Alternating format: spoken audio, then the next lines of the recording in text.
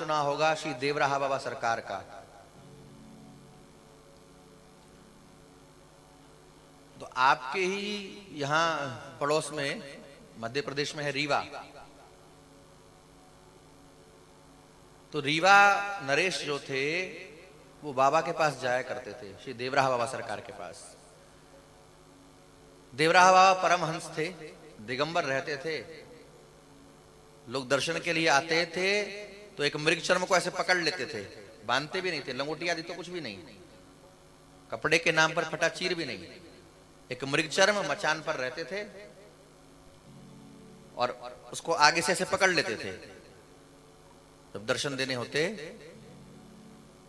लेकिन जब रीवा नरेश आते श्री देवराहा बाबा के पास तो बाबा मचान से उतरते उनके लिए, और रीवा नरेश भी प्रणाम करते और बाबा भी दंडवत करते।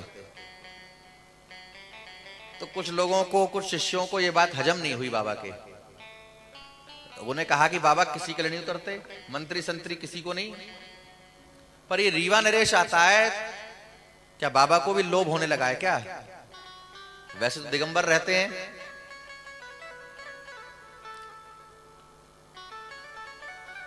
एक कत्र भी नहीं रखते। तो एक बाबा के परम कृपा पात्र जो शिष्य थे, उन्होंने एकांत में बाबा से यह बात कह दी कि सरकार बदनामी हो रही है, आप मचान से उतर जाते हैं रीवा नरेश के लिए, तो लोग कहने लगे हैं कि बाबा को राजा का लोभ है, राजा से कुछ चाहते होंगे। तो बाबा ने कहा कि बच्चा, बाबा का शरीर बिहार का था, देवरिया, अब उत्तर प्रदेश में कि बिहार में, यूपी में ही है, लेकिन बोलचाल जो सब है वो बिहार से मिलता जुलता है। तो उधर का शरीर था, बाबा पूर्व की बोली बोलते थे। तो बाबा ने कहा, रहस्य खोला बाबा ने कहा कि ऐसा नहीं है कि ये राजा है तो हम उतरत बानी, ये ना है। तब क्या बात है बाबा? लोगों ने पूछा, उस शिष्य ने पूछा। तब बाबा ने रहस्य खोला कि हमारा पूर्व जन्म का मित्र है। हम 3 मित्र थे, एक साथ हमने घर छोड़ा, तीनों ने एक साथ, तीनों एक साथ श्री नर्मदा जी के तट पर आए और तीनों ने एक साथ तप किया, भजन किया नर्मदा जी के तट पर, और तीनों एक ही इच्छा लेकर के आए थे कि हम लोग भगवत प्राप्ति कर लेंगे, मुक्त हो जाएंगे इसी जन्म में, फिर हमको किसी माई के गर्भ में नहीं जाना। ये संकल्प लेकर के आए थे। लेकिन ये संकल्प हम में से एक का ही सिद्ध हुआ। तीनों साथ रहते थे। तो ये जो रीवा नरेश बना है, अच्छा नर्मदा जी तो सिद्धिदात्री हैं, जिसको सिद्धियां चाहिए वो नर्मदा जी चला जाए। नर्मदा जी के तट पर निवास करने से ही सिद्धियां हो जाती हैं, ऐसा हमने सुना है संतों से।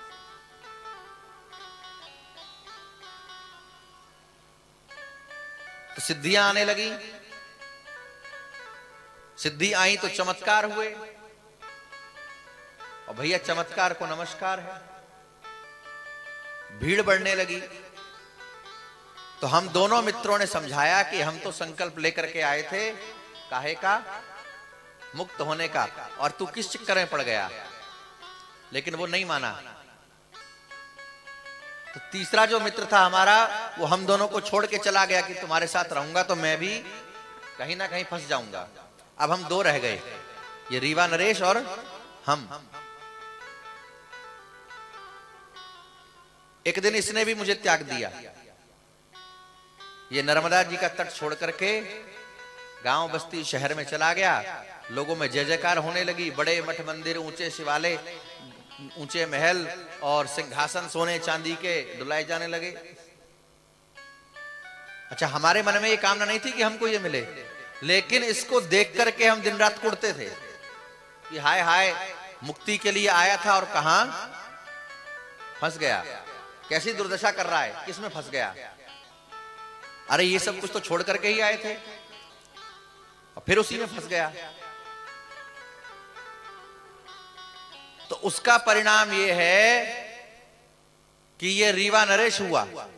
उस भजन का परिणाम जो किया गया, इसके मन में कामना रही बहुत सुख भोगने की।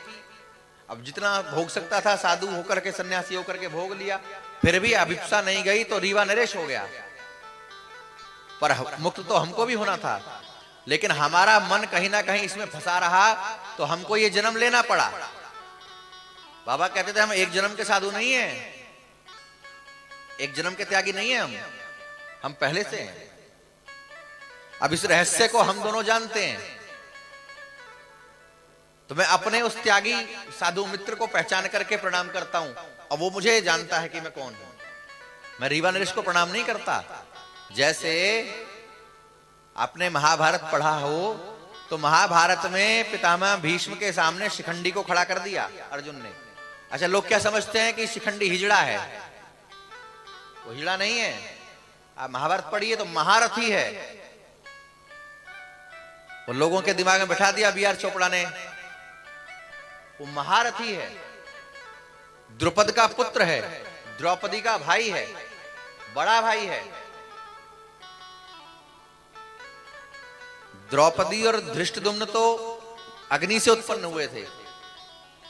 द्रौपदी अयोनिज है, माता के गर्भ से नहीं हुई, अयोनिज है। तो ये जो शिखंडी है, ये पूर्व जन्म का अंबा है। तो शरीर तो बदल गया इसका। इसने तप किया, प्रतिज्ञा करी कि भीष्म की मृत्यु में मैं कारण हूं, तो पुरुष तो हो गया। लेकिन अच्छा, महाभारत आप पढ़ेंगे तो वो स्त्री नहीं है, पुरुष है शिखंडी, पूर्ण रूप से पुरुष है। और नाटक वालों ने पूर्व जन्म का कि पहले स्त्री था तो अब पुरुष हुआ है तो किन्नर होगा ऐसा दिखा दिया, लेकिन वो महारथी है। एक होता है रथी, उससे ऊंचा होता है अतिरथी, और उससे भी ऊपर होता है महारथी। बड़े युद्ध जीते हैं शिखंडी ने, महावीर है। उसको जब खड़ा कर दिया रथ पर, भगवान श्री कृष्ण ने खड़ा करवा दिया अर्जुन से, तो पितामह भीष्म ने धनुष फेंक दिया। उसमें भी वो देख रहे हैं उस अंबा को। अच्छा, सब लोग नहीं जान रहे हैं, भीष्म जान रहे हैं, कृष्ण जान रहे हैं। बात समझ में आ रही है, पकड़ में आ रही है? तो ये हम जो कहना चाह रहे थे कि भजन में रुचि होना, कथा में, कीर्तन में, तीर्थ में जो रुचि होना है, ये इस जन्म का परिणाम नहीं है। इस जन्म में आपने 2 4 6 माला जप लिया। अच्छा, ईमानदारी से आप अपने भीतर झांक के देखें, ईमानदारी से झांक करके देखें हम लोग, क्या हमने इतना कुछ साधन किया है? क्या कुछ किया है हमने? अब औरों की तो हम नहीं कहते भैया, पर हम तो अपनी कहते हैं।